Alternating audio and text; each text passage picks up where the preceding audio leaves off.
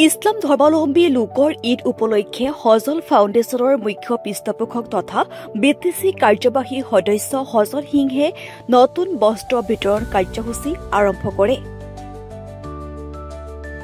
বিটিচিৰ ২ নং গুবা সমষ্টিৰ অন্তৰ্গত ধৰ্মীয় সংখ্যালঘু এলেকাৰ হাওগুৰিত ৫০০, ভেলাগোপাত ৪০০ আৰু হাড়ভাঙ্গাত ৫০০, যমুনাতাৰী ৩০০, পশ্চিম যমুনাতাৰীত ৪০০, পাণবাৰী তৃতীয় খণ্ডত ২০০, পশ্চিম হাড়ভাঙ্গাত ৪০০ দৰিদ্ৰ পৰিয়ালৰ মাজত বিতৰণ কৰে বস্ত্ৰ।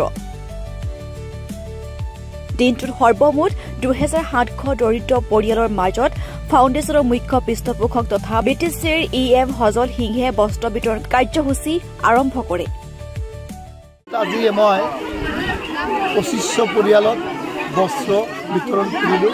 কুমাৰ সমষ্টিৰ একদম চাউগুৰিৰ পৰা আৰম্ভ কৰি যমুনাতাৰীলৈকে প্ৰত্যেক গাঁৱত পুৰা গাঁৱে গাঁৱে মই গৈ আছোঁ আৰু গাঁৱে গাঁৱে ২৫০-৩০০কৈ ৰাইজ এক জেগাত হয় আৰু মই বস্ত্ৰ বিতৰণ কৰোঁ আৰু একেজনৰ দোৱা আৰু আশীৰ্বাদ লওঁ।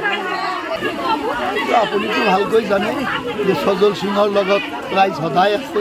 আপুনি নিজেও এজন চাপকাটাৰ ভোটাৰ, মোৰ শ্ৰীৰামপুৰ সমষ্টিৰ আৰু মোৰ সাংবাদিক হ'লেও আপুনি নিজেও ভালকৈ জানে। আপুনি নিজেও মোৰে মানুহ, মোৰে ভোট দিয়ে, মোক ইমান ভাল পায়।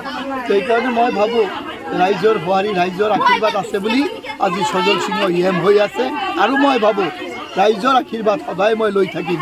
যিমান দিনলৈকে জীয়াই আছোঁ ৰাইজৰ লগত মই কাম কৰিম।